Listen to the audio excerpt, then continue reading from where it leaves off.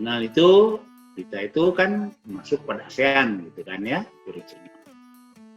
Ya, atau bisa naik lagi ke kelompok tingkatan yang lebih tinggi, multilateral. Ya, atau pada tingkatan global. Nah, jadi ini perilaku kelompok itu menjadi dalam tataran yang luas. Nah, karena ini berbicara tataran luas, maka dia ada lintas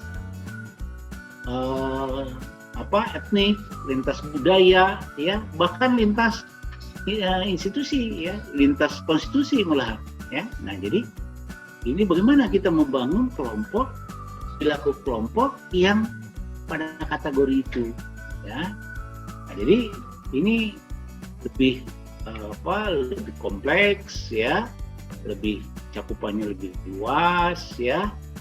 Kemudian keragamannya lebih keanekaragaman dan sebagainya. Nah, jadi itu yang saya ingin memberikan stressing pada Anda. Jadi jangan artian kelompok itu adalah kumpulan orang-orang ya yang menyatu dalam kelompok dari bagian satu organisasi. Nah, itu yang kemarin. Sekarang kelompok itu dalam artian luas, ya, bukan hanya antara individu, bahkan dibangun oleh kelompok itu sendiri, bahkan dibangun oleh organisasi sendiri, bahkan dibangun oleh negara itu sendiri. Nah, jadi itu pemahaman kelompok dalam era globalisasi. Nah, karena ini memahami itu, maka kita harus pemahaman dulu globalisasi. Ya, karena ini akan menyesuaikan dengan karakteristik globalisasi. Ya.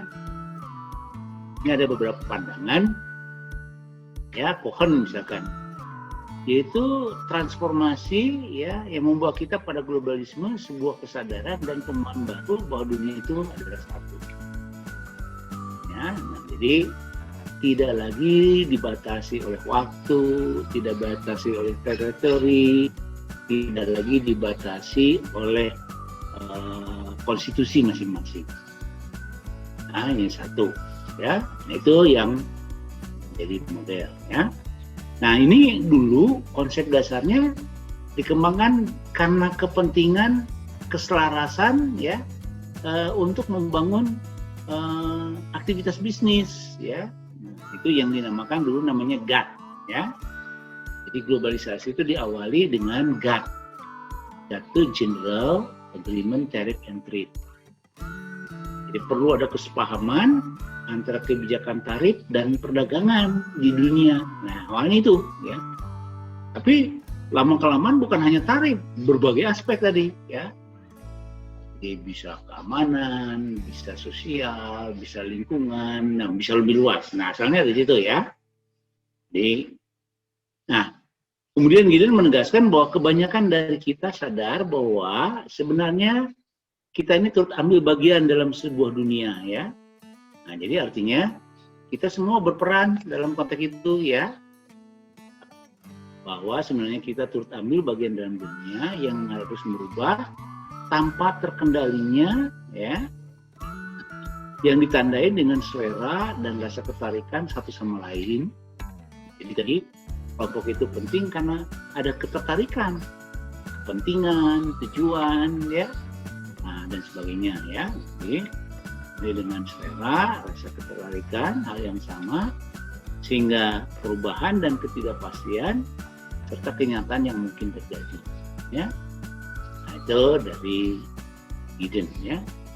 Nah, kemudian kita pakai teori Peter Drucker, ya. Kenapa Peter Drucker? Anda tahu kan? Peter Drucker adalah bapak manajemen modern, ya. Nah, menyebutkan bahwa globalisasi ini yaitu sebagai zaman transformasi sosial, ya. Setiap beberapa ratus tahun dalam sejarah manusia, transformasi ini menjadi hebat, ya. Transformasi hebat terjadi, ya. Dalam beberapa dekade saja, masalah telah berubah kembali, baik dalam pandangan mengenai dunia, nilai dasar, struktur politik, sosial maupun seni. 50 tahun muncullah sebuah dunia baru, yaitu globalisasi tadi. Nah, jadi ini dia sadari bahwa ini satu siklus perubahan ya. Yang setiap 100 tahun itu berubah ya. Nah, ini ada yang sependapat, ada yang tidak sependapat ya. Yang sependapat mengatakan perubahan itu tidak selalu dibatasi oleh periode waktu. Bisa saja perubahan itu dalam waktu singkat, jangka menengah atau jangka panjang ya. Ini Peter Drucker. Jadi Peter Drucker intinya bahwa telah berubah kembali dalam pandangan mengenai dunia ya. Nilai-nilai dasar misalkan. Nilai dasar di dalam globalisasi kita kenal namanya konvensi gitu. Ya, konvensi itu adalah sesuatu yang disepakati bersama oleh yang menandatangani konvensi itu dan mengikat negara-negara yang menandatangani konvensi itu. Ya, jadi tuh. Kemudian struktur politik ya.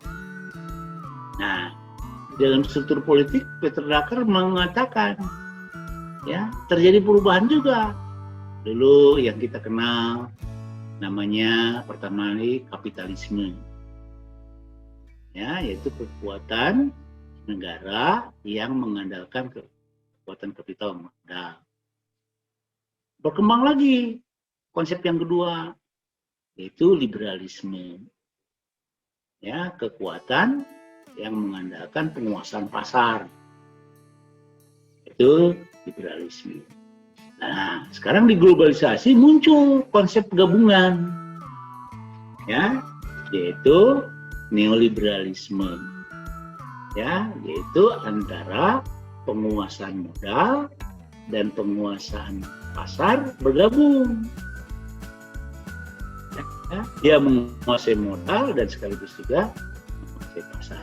Itu yang dikembangkan oleh Peter Drucker, muncullah konsep neoliberalisme. Nah, karena perubahan itu maka ada identitas ya yang mencirikan terhadap globalisasi. Karena sulit kalau kita masing-masing inventarisir ya, masing-masing negara punya budaya, punya karakter ya. Nah, maka bisa dikelompokkan secara universal, secara umum ya tentang ciri-ciri globalisasi. Nah, nanti konteksnya, konsekuensinya ke sini, perilaku akan mengadaptasikan terhadap ciri-ciri itu.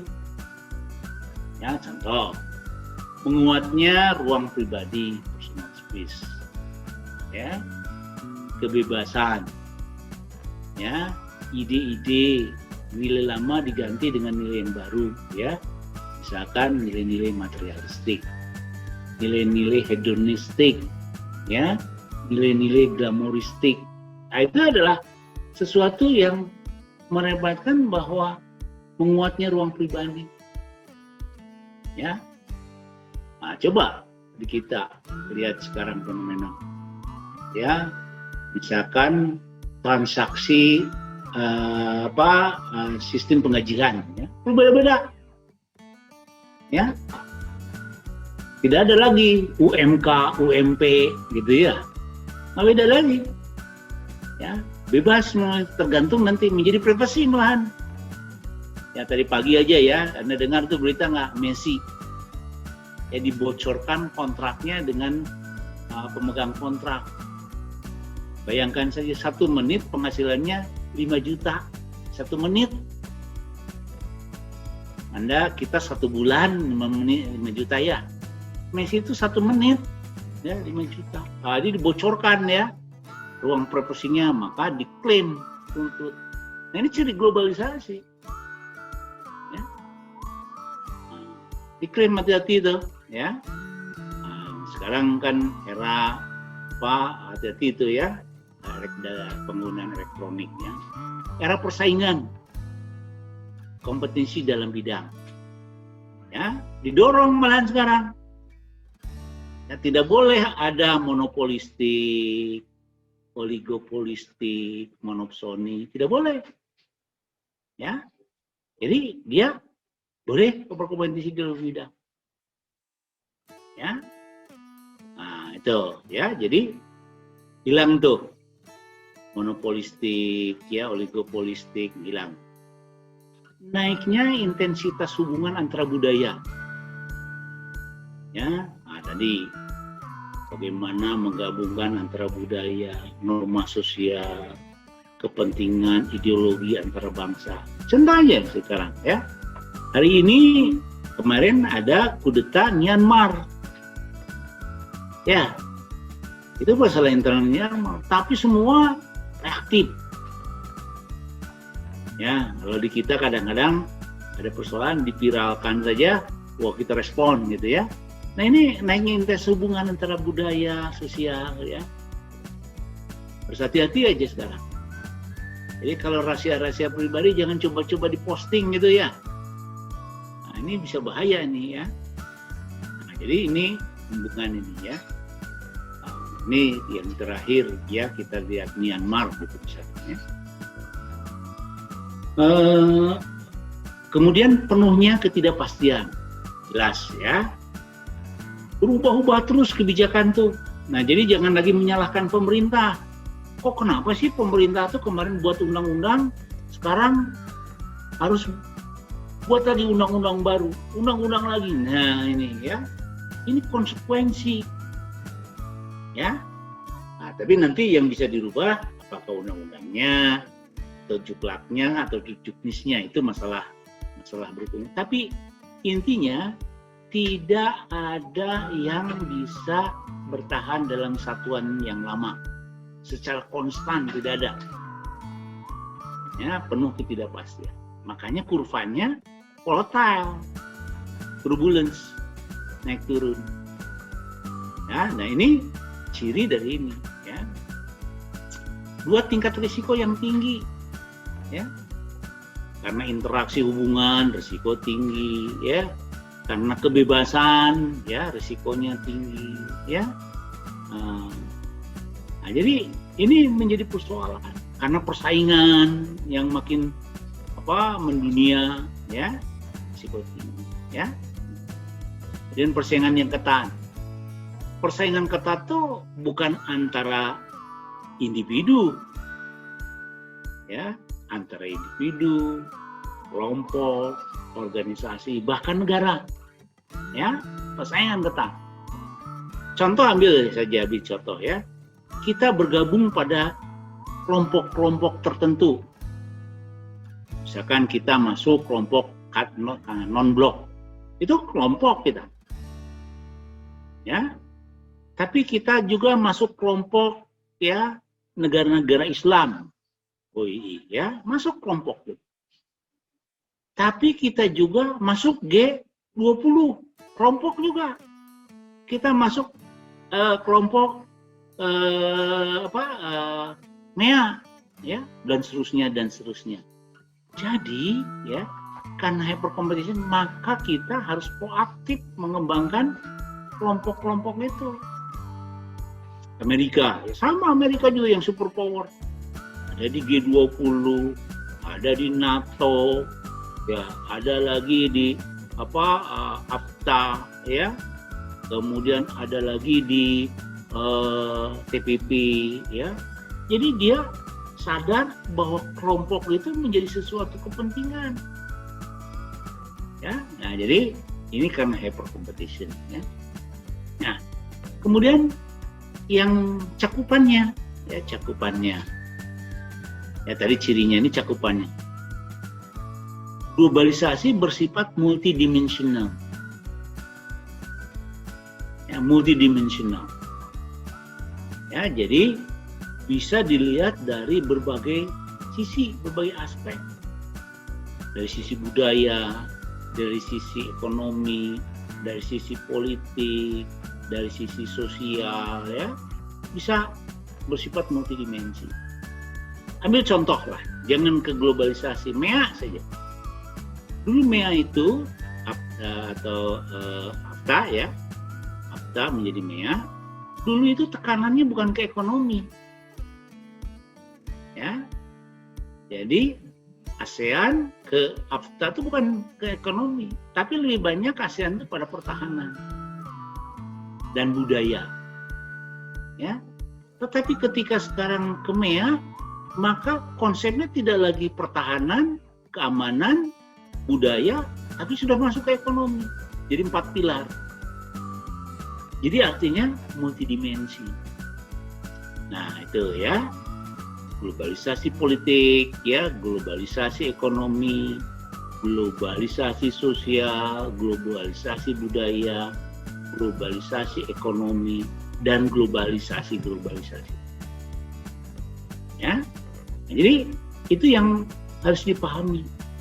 Jadi karena itu kita harus berperan di semua kelompok tadi.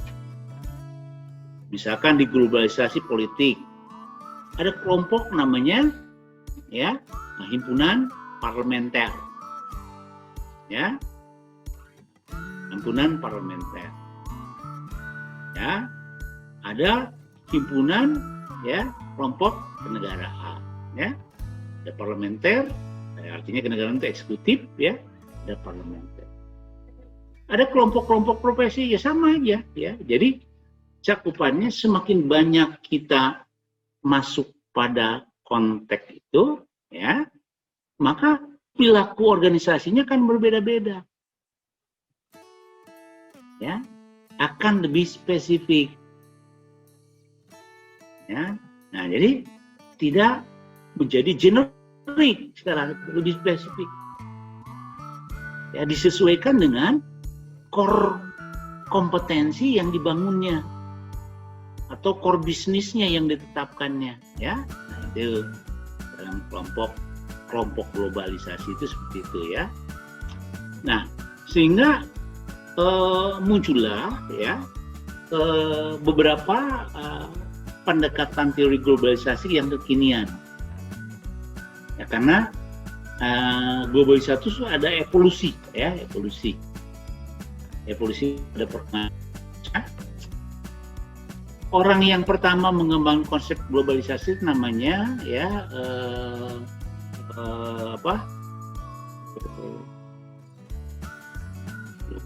jadi Peter Drucker, bukan Peter Drucker, ya, Joseph Stiglitz, ya.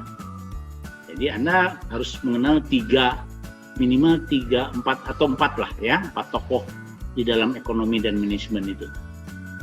Satu, ekonomi klasik, ya, siapa? Adam Smith, ya. Neoklasik Samuelson, ya. Tolkien, ya. Nah, lalu yang ketiga, manajemen modern Peter Drucker. Yang keempat adalah ekonomi kontemporer atau ekonomi globalisasi, yaitu Joseph Stiglitz, ya. Nah, Joseph Stiglitz itu membuat konsep pertama kali, ya, bahwa globalisasi itu dibangun dengan pemahaman private market, ya. Private market itu apa? Bahwa di era globalisasi terjadi persaingan yang private market. Siapa yang kuat, dia yang menang.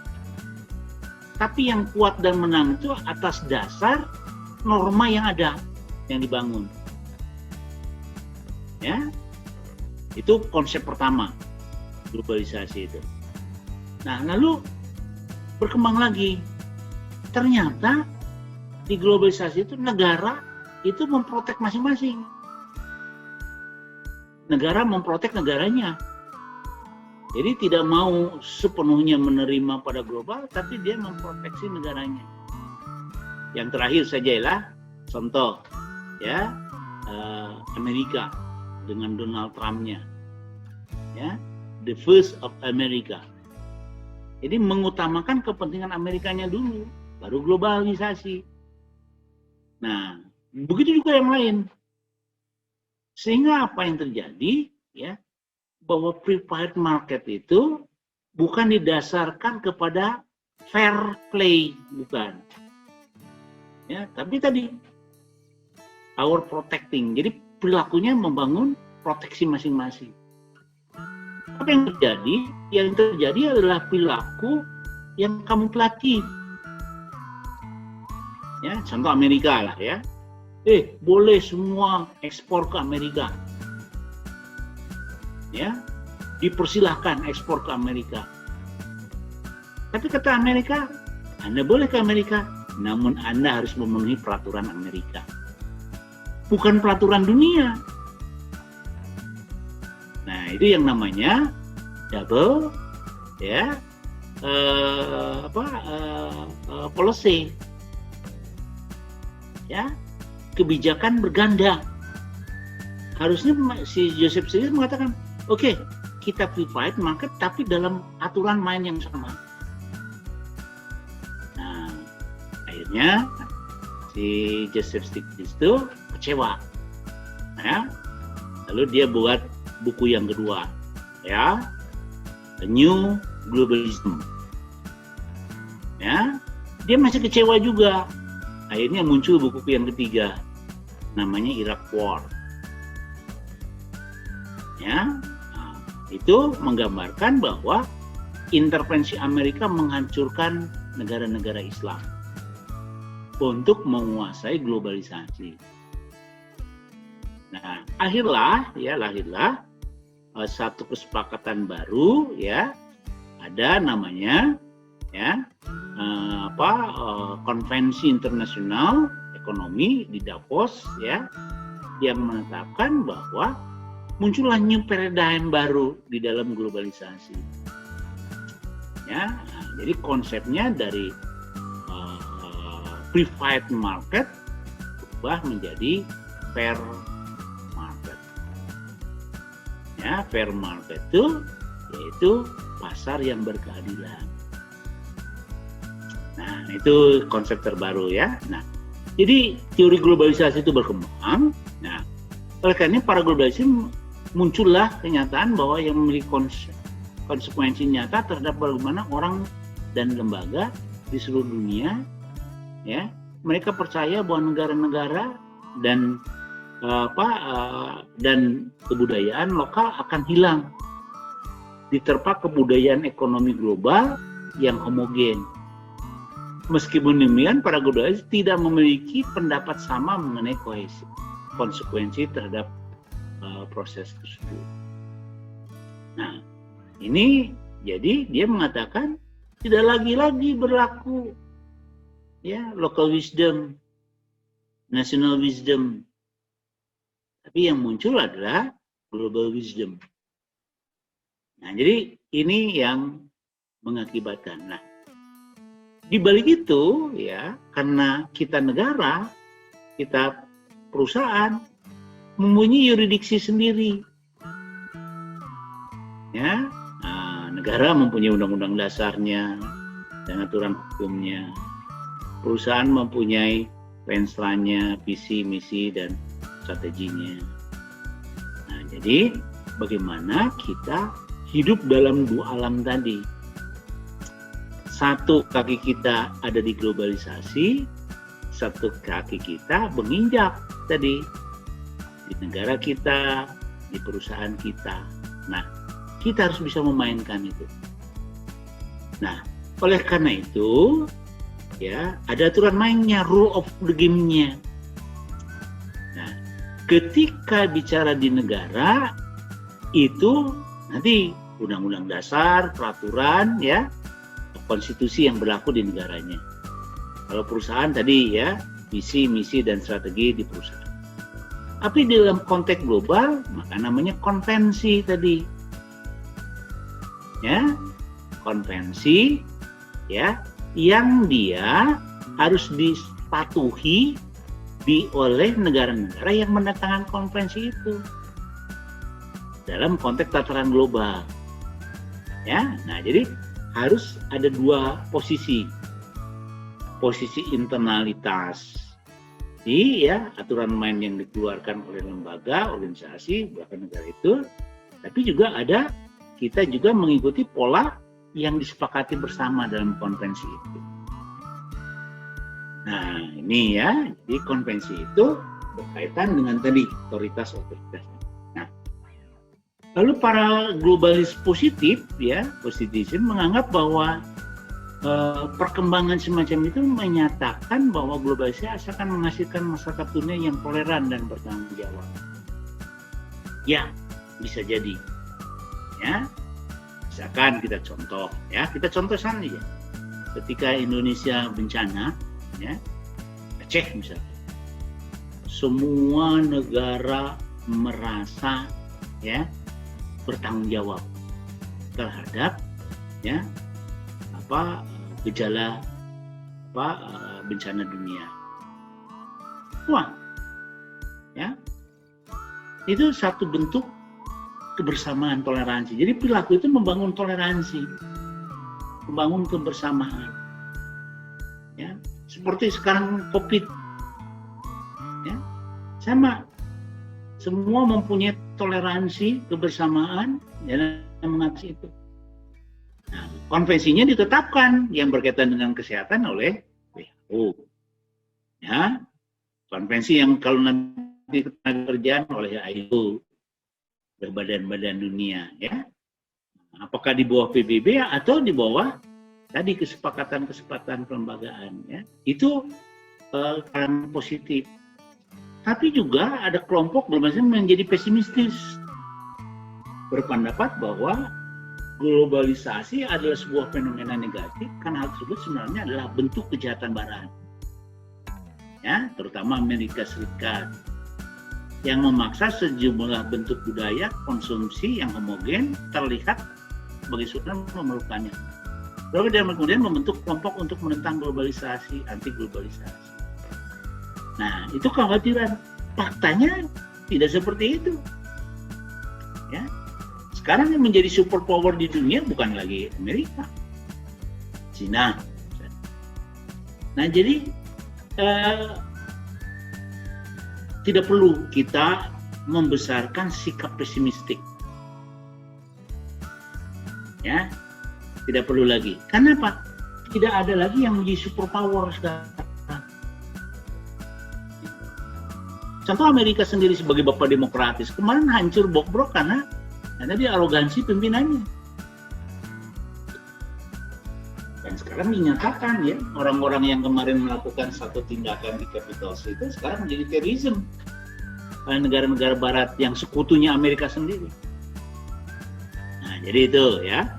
Nah, jadi saya berpendapat atau berharap jangan kita terlalu prejudice, terlalu pesimistis, ya, dan kita menjadi bagian dari kelompok anti globalisme. Nah, kita lebih banyak mengeksploitasi kelompok menjadi yang positif. Nah, kita optimalisasikan saja nilai-nilai positif itu menjadi perilaku produktif.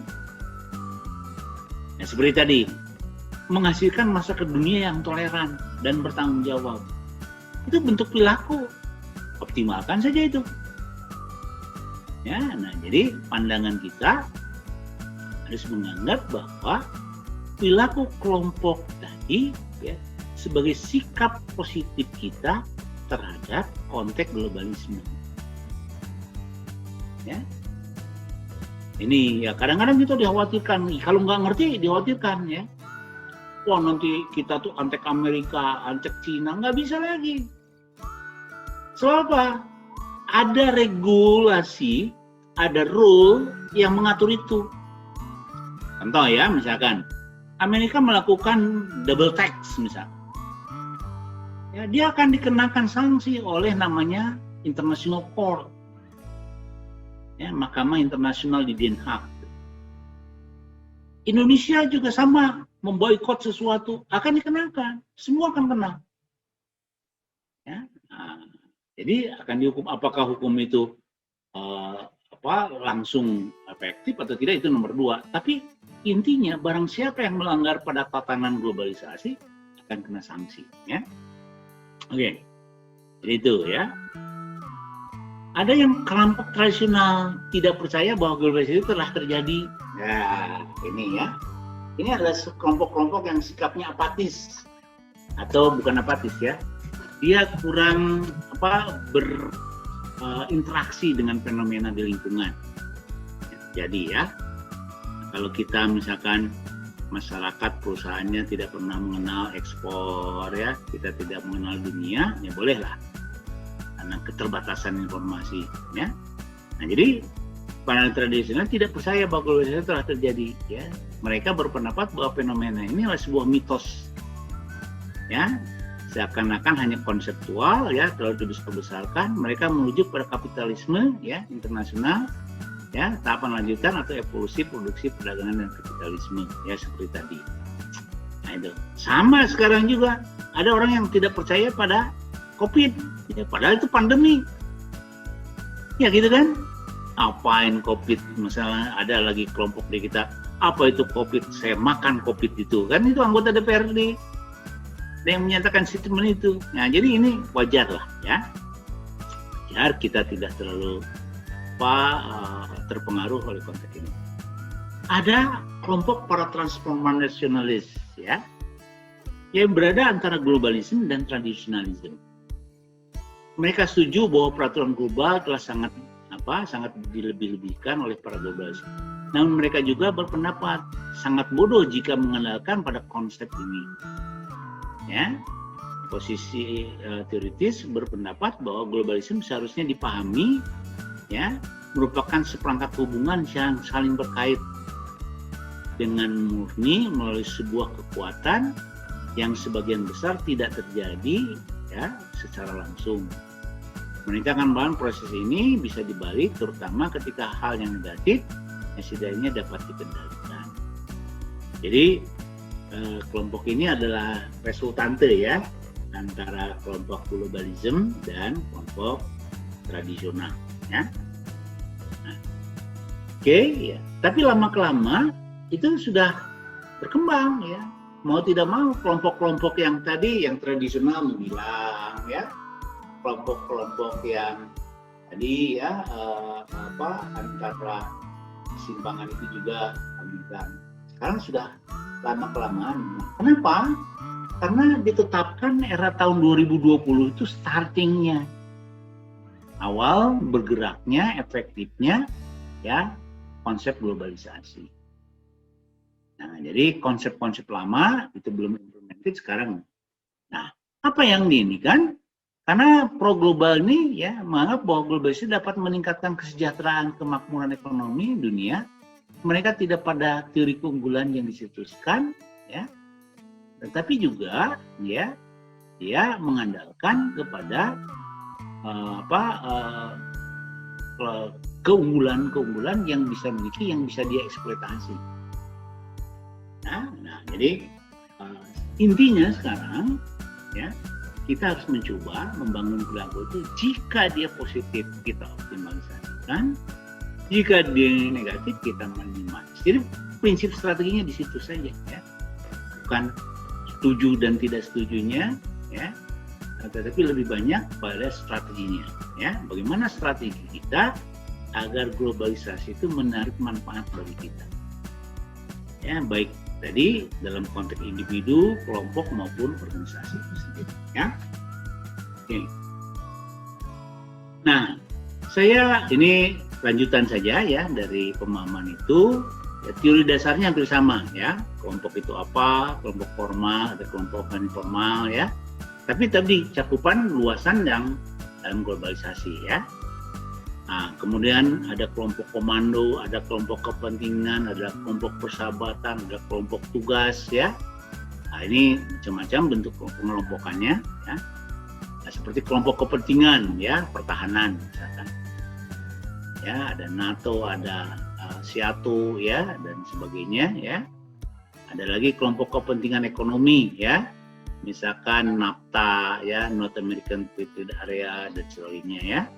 Ada kelompok tugas, tadi kelompok profesi, ya, kelompok persahabatan tadi, ya, non-blok, ya, negara Islam, ya, itu blok timur, ya, kelompok komando, ya, yang melapor secara langsung kepada manajernya. Jadi, ya, jadi ada kelompok-kelompok yang terdiri dari satuan tugas, ya, itu kelompok komando, ya.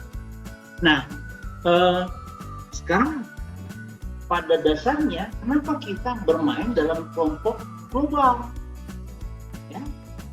Nah, ada keamanan, ya, kelompok keamanan.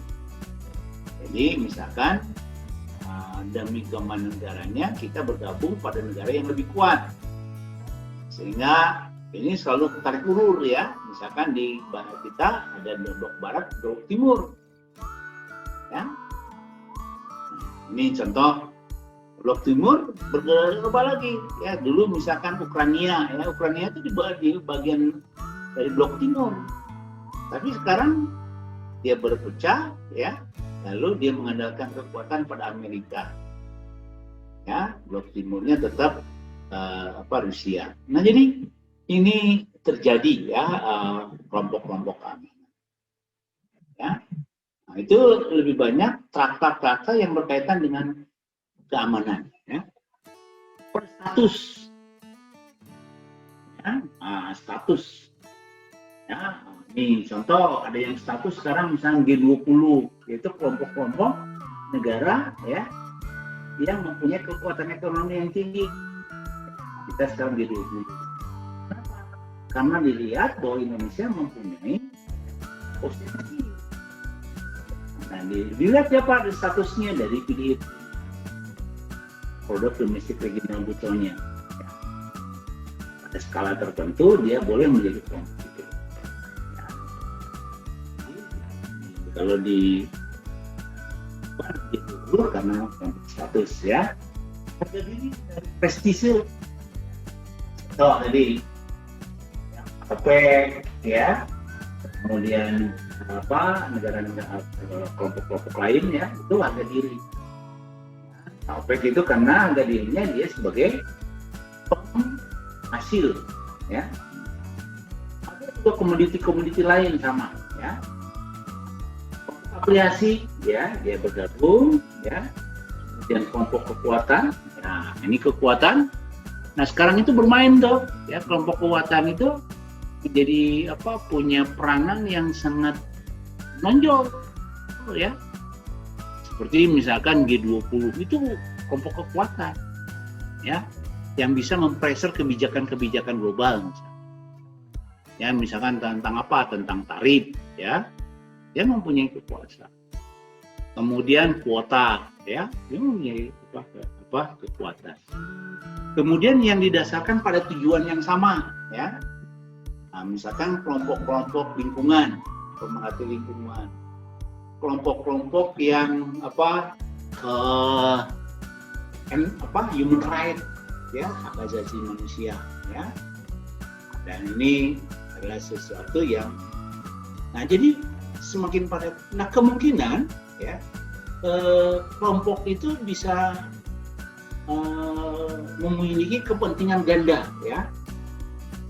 Bisa saja dia status, bisa juga dia harga diri ya, atau multiple ya. Jadi tidak hanya satu kepentingan, dua kepentingan, bahkan lebih dari kepentingan yang lain. Nah, ini akan berkaitan dengan nanti skala kelompoknya ya. Semakin multipurpose ya, semakin banyak kepentingannya, maka ini akan semakin besar kelompoknya. Nah, semakin besar.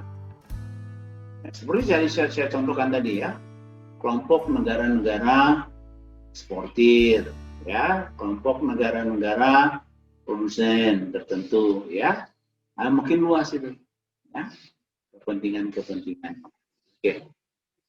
Nah, lalu pada konteks pembentukan yang bersama, ya, dengan pemahaman kelompok dalam organisasi, ya, sama aja. Cuman yang membedakan bukan stage-nya, tapi ruang lingkupnya, ruang garapannya. Ya, jadi ruang garapannya, anggotanya, ya, lebih banyak dan sebagainya, ya. Jadi kalau stage-nya sama, ya, forming, storming, norming, ya, performing, ya, kemudian educating, ya, itu sama. Cuman yang membedakan tadi, ya, ruang lingkupnya, wawasannya, kebijakannya yang lebih luas. Nah, ini tahapannya. Nah,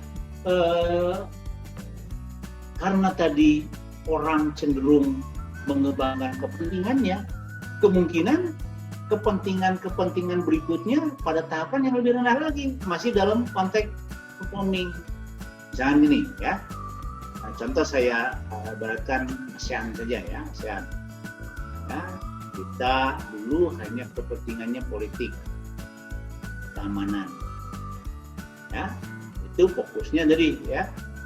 Tetapi ada perluasan ya ke ekonomi, misalnya APEC. Ya, maka dia kemungkinan kembali lagi pada konteks awal.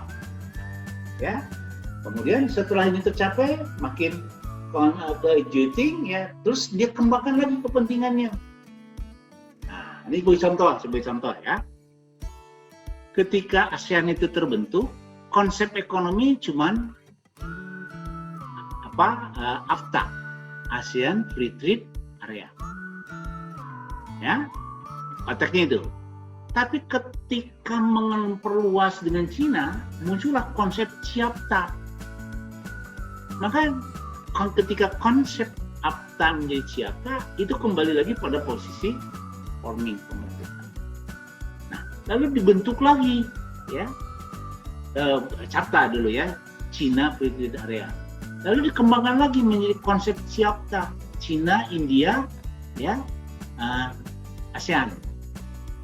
Performing lagi.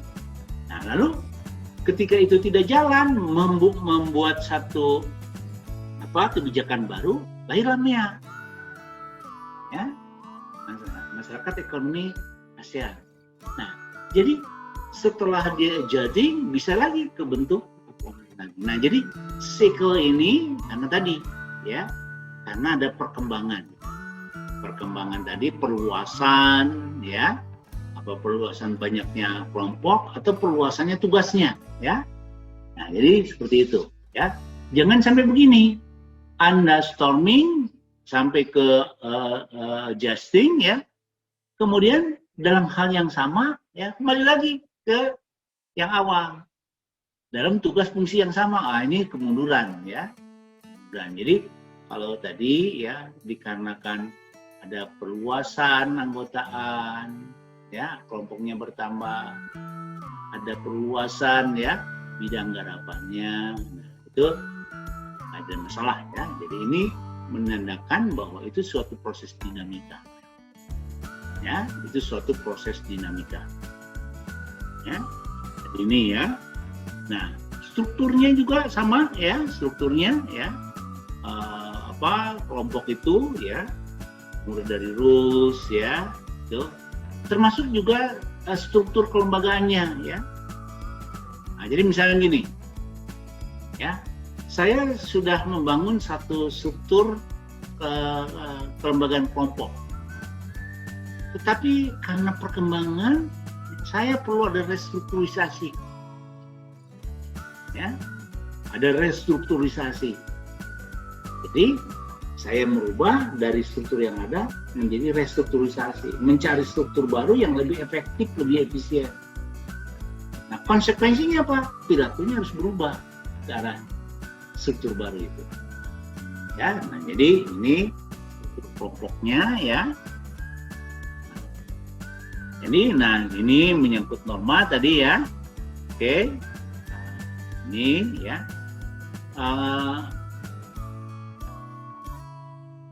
Ini ya ukurannya. Nah, saya bagaimana sekarang ya mencari satu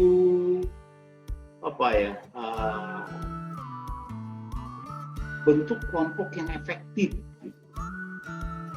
Nah, bagaimana bentuk kelompok efektif? Nah, karena ini kelompok efektif ini diharapkan dia betul-betul efektif, jangan sampai nanti terlalu banyak keanggotaannya. Ya. Jangan terlalu banyak keanggotaannya ya. Jadi nanti kenapa akan berkaitan dengan kinerja. Jadi kelompok itu bukan banyaknya anggota kelompok yang kita himpun, tapi hendaknya kelompok yang baik itu adalah sejauh mana kelompok itu bisa menjalankan efektivitasnya. Ya. Efektivitas kan tahu ya, efektivitas itu rasio antara tujuan dengan hasil ya. Jadi harapan dengan aktual. Nah ini ya. Nah oleh karena itu ukuran kelompok itu jangan terlalu banyak ya. ya satu grup itulah 7 sampai 10 9 ya. Ini kadang-kadang ada yang mengatakan kelompok yang hebat itu ketika anggotanya besar.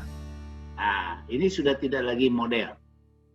Sekarang itu bukan besarnya kelompok, anggota kelompok, tapi sejauh mana efektivitasnya. Apa efektivitasnya? Yaitu harapan dengan aktualisasi itu tidak terjadi deviasi yang tinggi. Ya. Jadi kalau aktualnya sesuai dengan harapannya, maka itulah yang dinamakan kelompok yang efektif. Nah, oleh karena itu, saya berharap pada Anda ya, mari kita ya membangun satu karakteristik kelompok yang baru ya, yaitu kelompok yang membangun pada efektivitasnya. Ya, pada efektivitas kelompok. Nah, sering kita ya terbalik ya pola pemikirannya. Ya, semakin besar keanggotaannya itu menandakan kelompok itu semakin besar. Tidak, ya. Banyak kita kelompok-kelompok yang besar ternyata justru pusat konflik yang ada. Ya. Yang semula dia bersatu, ya, ketika dia bergabung karena terlalu banyak, akhirnya tadi ya, jadi konflik ya. Nah, jadi yang kita harapkan adalah kelompok yang efektif. Kelompok yang efektif tadi kelompok yang dibangun di mana performance kelompok itu mendekati harapannya. Ya. Jadi itu yang harus kita perhatikan ya. Oke. Dan ada yang mengatakan kelompok yang hebat itu ya yang memenuhi kriteria strategi bisnis katanya. Apa strategi bisnis itu? Ya. Jadi kelompok yang hebat adalah kelompok yang mampu mengoptimalkan fungsi bisnis.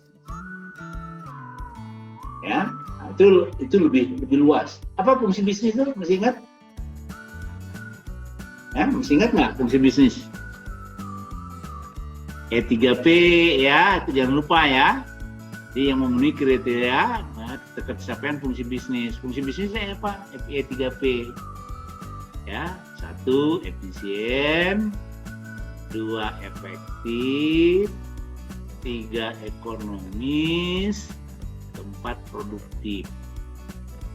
Nah, itu ya. Jadi itu yang diharapkan dalam kelompok yang kita bangun.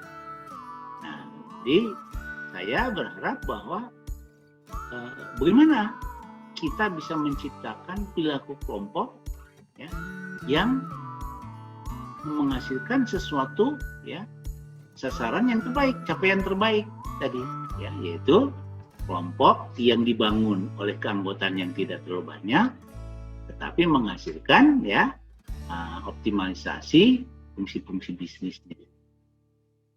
Ya, inputnya efisien, tadi keanggotaannya tidak terlalu banyak. Ya. Kemudian prosesnya efektif, berbagai kebijakan betul-betul efektif sesuai dengan apa yang dilakukannya. Hasilnya produktif ya. Nah, hasilnya produktif itu apa? Efektivitas per efisiensi ya. Karena ada ketercapaian efektivitas dan efisiensi maka dia akan semakin baik. Nah, itu ya yang diharapkan. Nah, kemudian itu yang sering sekarang menjadi persoalan kelompok itu adalah kohesivitas. Ya. Jadi kita berharap bahwa kelompok itu bertahan dalam long run ya. Jadi jangan sampai kelompok itu semata-mata kemungkinan pragmatis. Nah, itu bukan menjadi targeting kita. Targeting kita adalah kelompok yang senantiasa mampu membangun kohesivitas. Ya. Nah, jadi itu ya, karena dengan kohesivitas itu muncul sense of belonging, sense of responsibility, sense of tolerance ya. Nah, muncul ya.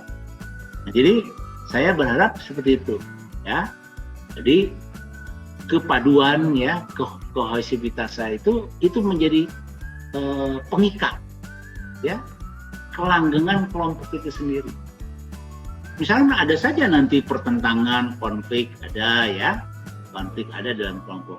Tapi kalau kohesivitas tinggi akan muncul toleransi, saling pengertian, saling pemahaman, sehingga dia menjadi utuh kembali. Gitu. Nah, jadi ini ya. Nah, bagaimana peningkatan kepaduan ini ya? Jadi jangan kelompok itu terlalu besar. Karena kalau terlalu besar, urgensi kepentingannya terlalu banyak kan? Itu. Mendorong kesepakatan dengan anggota kelompok. Ya, jadi kita bukan voting ya, tapi musyawarah mufakat. Itu adalah kesepakatan dengan kelompok. Ya. Jadi kita tidak yang kuat makin kuat, ya, yang lemah makin tertekan, ya, yang memberikan kontribusi itu menjadi prioritas, enggak, ya. Tapi mendorong kesepakatan dengan anggota kelompok lain. Meningkatkan waktu bersama anggota kelompok, ya. Jadi waktu yang dialokasikan untuk kelompok itu jadi satu perhatian, ya. Kemudian saya merasakan kesulitan dalam kelompok, ya. Jadi dari status kelompok itu harus terus dari waktu ke waktu itu dikembangkan. Jadi akan terasa prestisenya. Wah, kelompok saya itu makin dikenal, kelompok saya itu makin dicintai, kelompok saya ini makin dikenang, ya. Nah, itu satu upaya ya untuk membangun kohesivitas. Ya, merasakan kesulitan dalam kelompok. Ya, jadi nanti ada sense of belonging tadi, ada sense of tolerance tadi, ya. Nah, jadi muncullah konsep take and give, ya. Jadi dalam perilaku itu harus muncul take and give. Kadang-kadang kita take, nggak pernah give, ya. Ini yang terjadi di kita, ya. Ada dalam kelompok, oh sih kita mau pelit, ya, yang itu dibayaran, ya gitu terus. Ya itu kan take terus, tidak pernah give, ya. Nah, jadi cobalah ya, jadi bangun sikap itu ya. Mendorong persaingan dengan kelompok lain. Jadi tingkatkanlah ya daya saing kelompok kita ini. Ya, jadi kalau kita merasa stagnan dalam kelompok itu, tidak bersaing dengan yang lain, tidak ada challenge, tidak ada kebanggaan, dan tidak teruji ya. Jadi ini mendorong persaingan dengan kelompok lain. Ya, tapi dalam tadi tataran-tataran fairness ya, dengan berkeadilan ya. Memberikan penghargaan kepada kelompok dan yang bukan bersifat pribadi ya. Jadi tadi Anda sebagai anggota kelompok berhasil bukan karena status Anda, ya, tetapi Anda memberikan satu kontribusi terhadap eksistensi kelompok. Ya. Nah, kadang-kadang kita status pribadi ini, ya, misalkan gini, saya memberikan penghargaan ke itu karena dia sebagai kelompok pendiri. Ya. Nah, saya tidak memberikan sesuatu pada Anda karena Anda adalah followers. Nah, bukan seperti itu. Jadi bukan sifat pribadi. Ya. Saya menghargai Anda karena Anda dari kalangan ningrat. Saya memberikan penghargaan pada Anda karena Anda intelektual. Bukan karena itu. Tapi esensinya sejauh mana pada ya, kontribusinya. Pada kontribusinya. Oke ya. Dan pada kelompok bukan pribadi. Mengisolasi kelompok secara fisik ya. Jadi ya jangan terlalu kita membuka sering melakukan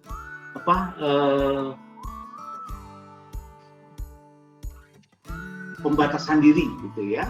Jadi ini juga harus diperhatikan ya. Nah, pertanyaannya sekarang, apakah kohesif itu sama dengan produktif nggak? Nah, kita jawab bahwa kohesivitas itu tidak sama dengan produktif. Tapi kohesivitas yang tinggi akan mendorong kepada produktivitas yang tinggi. Gitu ya. Jadi kohesivitas tidak sama dengan produktivitas ya. Tapi kohesivitas yang tinggi akan mendorong ya sikap produktif yang tinggi. Nah kalau gitu kita bisa katakan juga bolehnya, tanpa kohesivitas yang tinggi tidak mungkin kita menghasilkan produktivitas yang ya. Jadi itu ya, jadi intinya. Oleh karena itu ya kita harus coba produktivitas itu hanya bisa kalau kita melakukan upaya-upaya membangun kohesivitas ya. Tanpa dasar itu niscaya kita tidak mungkin bisa menghasilkan produktivitas yang tinggi. Nah, kembali lagi ya, produktivitas itu bukan ending, tapi saya ingatkan juga bahwa produktivitas itu bukan ending dari suatu keberadaan kelompok. Ya, nah, jadi keberadaan kelompok itu ya, itu ujung-ujungnya endingnya di kinerja kelompok. Ya, nah, kinerja kelompok melalui produktivitas yang tinggi. Nah, jadi kita bisa simpulkan kohesivitas adalah pembentuk produktivitas dan produktivitas akan menjadi pembentuk kinerja. Jadi kohesivitas yang tinggi mampu menghasilkan produktivitas yang tinggi dan produktivitas yang tinggi akan mampu menghasilkan kinerja yang tinggi. Ya, maka sebaliknya tidak mungkin kita meningkatkan kinerja yang tinggi tanpa produktivitas. Dan produktivitas tidak mungkin oleh manakala kohesivitas. Jadi intinya perilaku itulah yang membentuk segala-galanya. Nah, dalam konteks ini maka sering kita namakan perilaku tadi menjadi perilaku produktif. Ya, perilaku produktif untuk ya, jadi oke. Tuh, ya. Nah, sekarang kita coba mencari hubungan antara kekohesivitasan, ya, kohesivitasan, kelompok, norma, dan produktivitas. Ya, nah, jadi kalau norma kinerjanya rendah, ya, dikaitkan kohesivitas, maka pasti produktivitasnya rendah. Ya. Kalau kinerja norma kinerjanya tinggi, ya, kohesivitasnya tinggi, pasti produktivitas tinggi. Ya. Nah, kalau produk normanya kinerjanya tinggi, kohesivitasnya, maka produktivitasnya tidak optimal. Ya, belum optimal, sering orang katakan. Jadi tidak mencapai sesuatu yang terapkan. Ya. Nah, sebaliknya kohesivitasnya rendah, norma kinerjanya tinggi, maka dia akan menghasilkan produktivitas menengah. Jadi batasnya menengah, batas tingginya, batas bawahnya rendah. Nah, oleh karena itu, ya, saya berharap agar betul-betul kelompok itu menghasilkan ketercapaian fungsi tujuan kelompok yang direpresentasikan oleh tadi ya kinerja, maka norma kinerja itu ya, harus disesuaikan dengan ya perkembangan yang ada ya.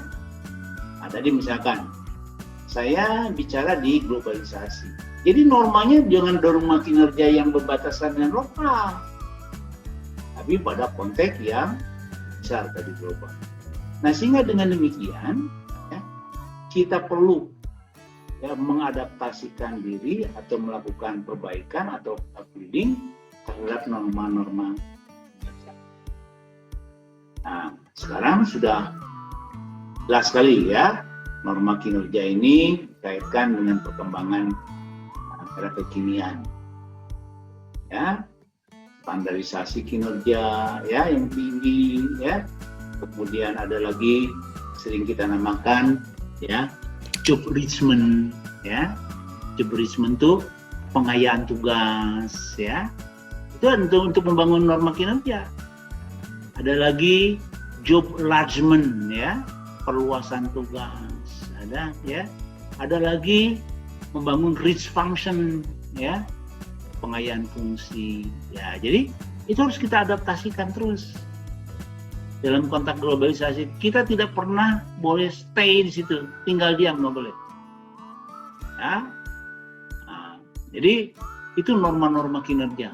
Ada job enrichment, pengayaan tugas, ada job enlargement, ya, perluasan tugas. Ada lagi tadi rich function, ya, pengayaan fungsi, ya. Ada lagi misalkan di kelembagaan ya, ada restructuring ya, ada lagi yang sifatnya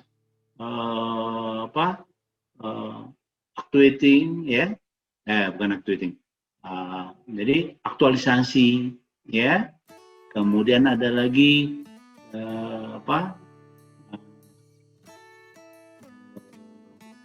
re-engineering ya. Nah, itu sesuatu yang perlu kita terus modify ya, agar kelompok itu terus ya bisa menghasilkan sesuatu harapan-harapan yang tinggi ya. Jadi melalui produktivitas kita akan menghasilkan performance organisasi yang jauh lebih baik lagi. Oke ya.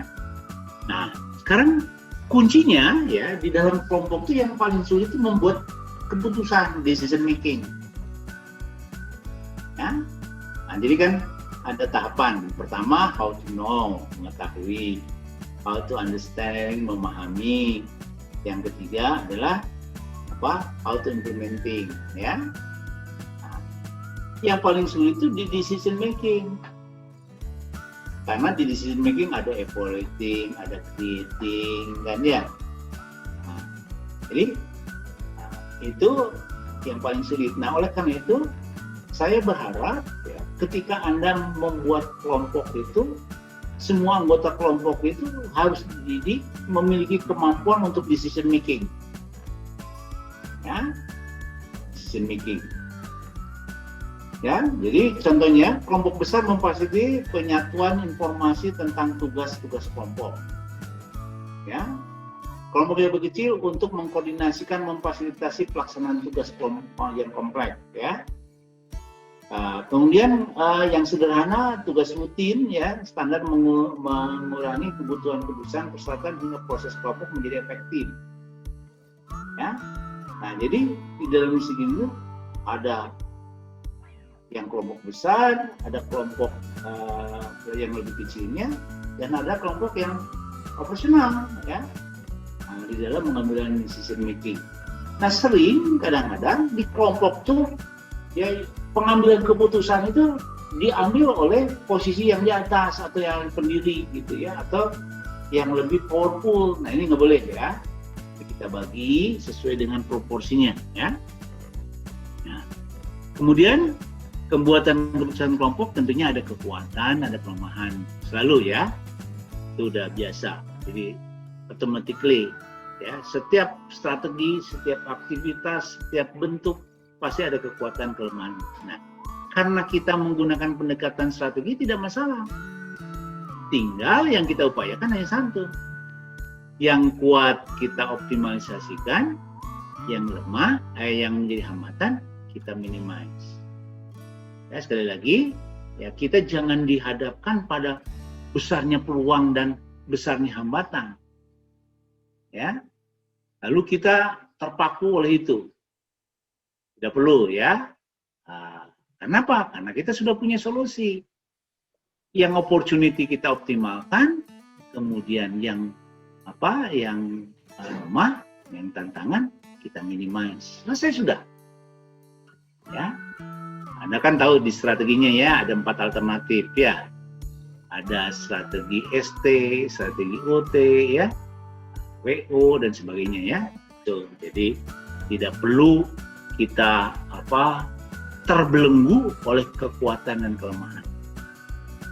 Yang penting bagaimana pola pandang kita terhadap kekuatan dan kelemahan. Nah, pola pandangnya tadi yang memberikan kekuatan kita optimize, yang memberikan kelemahan kita minimize ya. Nah, jadi ini ya, kalau dia efektif, maka potensi efektivitas kelompoknya tinggi ya. Progresnya ya, keuntungan ini lebih banyak pada proses ya. Kemudian ini kerugian ya. Nah, kemudian kita peroleh aktual grupnya ya, efektivitasnya, efektif kelompok yang sebenarnya. Jadi nggak apa-apa ya, potensi ini, proses ini, keuntungan, ini kerugian, kurangi saja. Nah, harapannya apa? Bahwa keuntungan itu yang kita milih jauh lebih besar daripada kerugiannya. Kenapa? Karena ini diperbesar, ini diminimize. Di langkah berikutnya ini makin besar, yang ini makin kecil. Jadi, aktual grupnya akan efektif. Ya. Jadi itu yang harus Anda lakukan ya. Oke, terima kasih ya. Baik, sebelum itu kita foto dulu. Saya stop ya. Silakan. Iya. Merawan Bapak Ibu.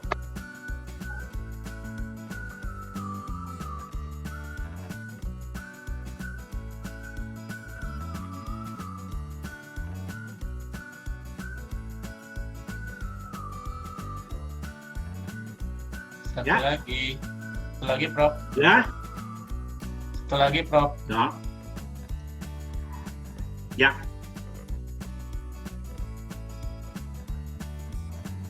Sudah Prof.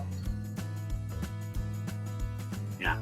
Ya, baik, saya akan buat kesimpulan ya dari pertemuan hari ini. Jadi materi yang kedua sama tentang perilaku kelompok. Yang di pertama saya sampaikan itu lebih banyak pada konteks kelompok dalam satu organisasi yang terbatas.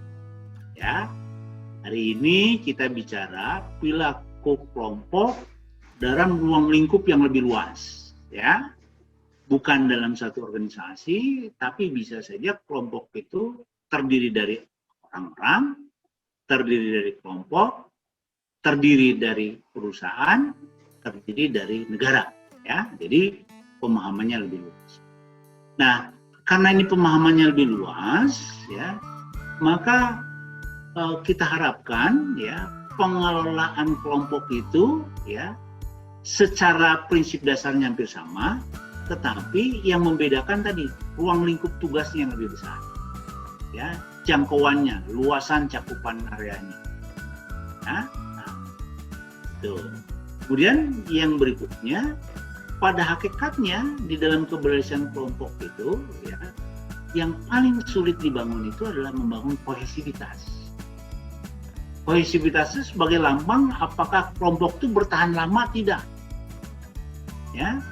Apakah di antara kelompok itu mempunyai multi efek, ya, manfaat yang besar nggak untuk kepentingan kelompoknya, ya?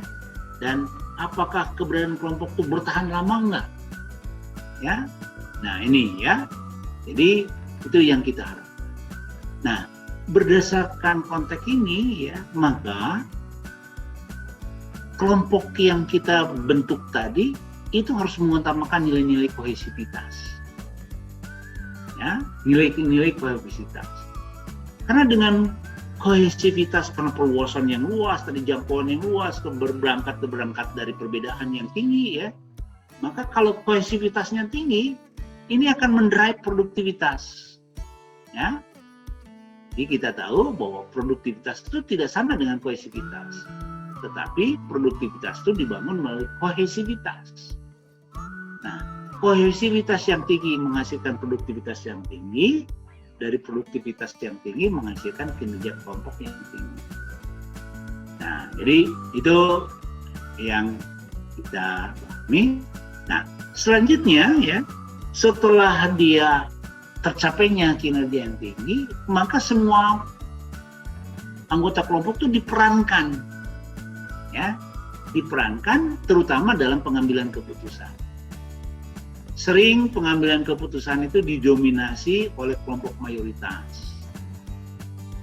Nah, ini kita harapkan semua mempunyai kesempatan ya untuk mengambil keputusan. Ya. Nah, jadi misalkan tadi kalau kita di dalam kelompok negara ya suka ada bergeser. Kalau negara yang maju nanti diberikan kesempatan negara berikutnya terus bergilir. Nah, ini adalah satu upaya untuk membangun satu eksistensi kelompok dalam era globalisasi. Ya.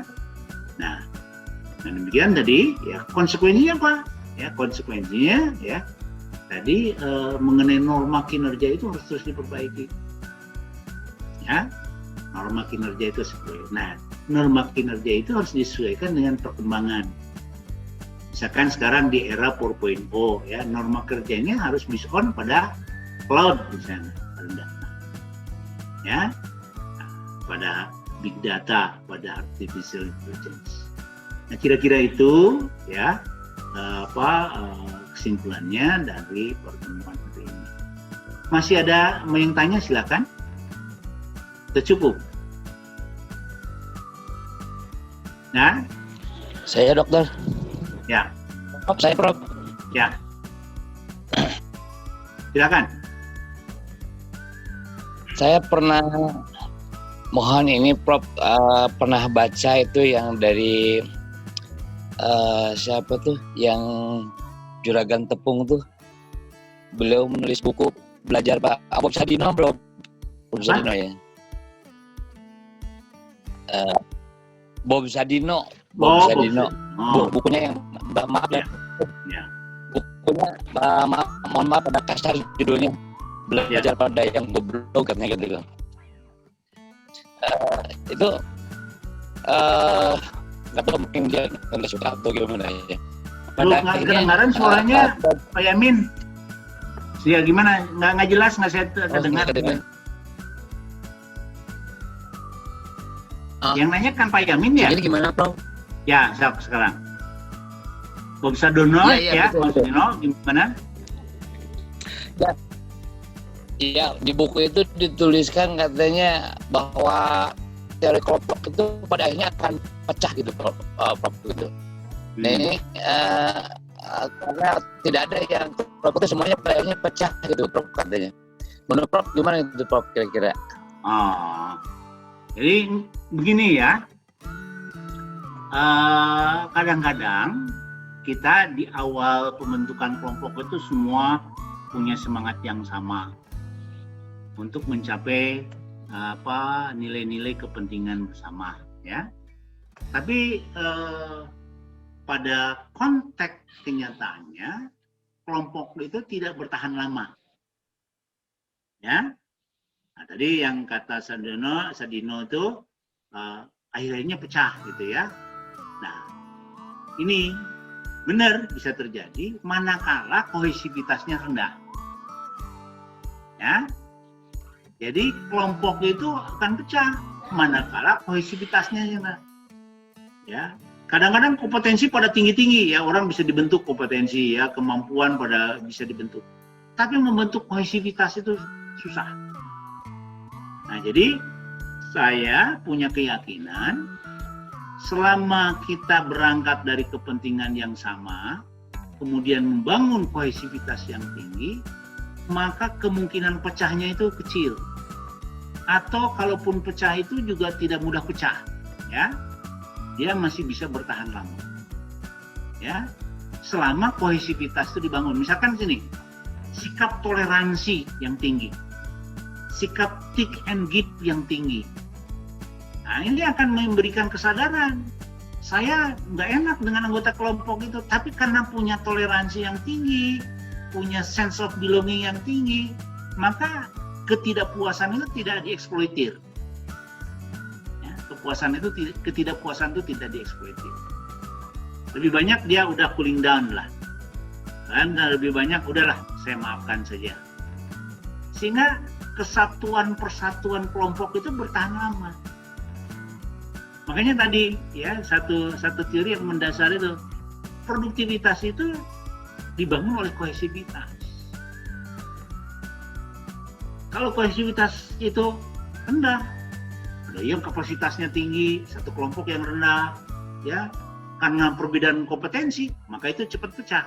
Yang kalau dieksploitir itu.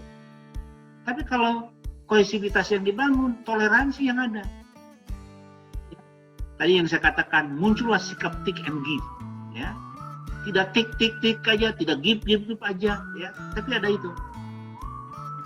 Nah, jadi yakinilah ya, kalau Anda ingin membangun kelompok bertahan lama dan kelompok itu bisa luas, ya, dan kelompok itu akan memberikan manfaat, maka driven kohesivitas itu menjadi utama. Ya, jadi tidak selalu, baik di bisnis maupun di apapun, apalagi di organisasi kemasyarakatan ya, karena interestnya lebih kecil, maka dia akan bisa bertahan. Contoh aja ya, contoh nih ya, ini contoh Bapak membangun kelompok, di samping Bapak sudah ya dianggap Bapak itu udah maksimum gitu ya. Saya membangun kelompok. Dengan apa? Dengan kelompok SMP. Ya, jadi kelompok SMP yang ada di Bapak bangun. Dulu waktu SMP masing-masing punya kesibukan, masing punya sekolah lanjutan, nggak berinteraksi. Tapi sekarang mereka sudah pensiun, lalu membangun kelompok SMP lebih solid lagi. Ya karena sudah pada tua, udah pada pensiun ya. Akhirnya apa? Dibagikan kohesivitasnya kemana? Ke nilai keagamaan. Ya, lebih interaksi. Tara pasea, SMP mah itu parasea gitu ya. Nah, tapi ketika kita membangun tadi kohesivitas, yuk kita udah tua, mari kita membangun kebersamaan untuk kepentingan kemaslahatan orang. Maka sudah tidak ada lagi interest, ya. Nah, alhamdulillah nih, kalau Anda mau nyumbang boleh ya. Saya sedang ngebangun pesantren, saya sedang ngebangun masjid, ya. Itu SMP, bahkan itu mahese gabung deh. Nah, itu adalah pentingnya kelompok didasari kohesivitas. Alhamdulillah ya. Tidak, bayangkan SMP sampai sekarang udah berapa puluh tahun tuh. Ya, kekeluargaan makin tinggi, rasa sosial dibangun. Jadi tidak kata Sadino gitu, nggak akan pecah, akan bilang enggak. Tadi tergantung pada bagaimana membangun kohesivitas. Ya Bapak masih punya, kecuali ya persaudaraan SD nggak punya Bapak ya. Kalau SMP, SMA saya mahasiswa masih punya. Jadi, di samping kelompok-kelompok lain. Nah itu tergantung urgensinya. Nah begitu juga Anda ya, Anda nanti tentunya bagaimana kelompok profesi ya, kelompok sosial ya, kelompok interaksi, apa aja lah, hobi dan sebagainya bangun ya. Dan ini mempunyai nilai mana tersendiri ya. Ya Pak Yamin ya. Jadi nggak usah khawatir.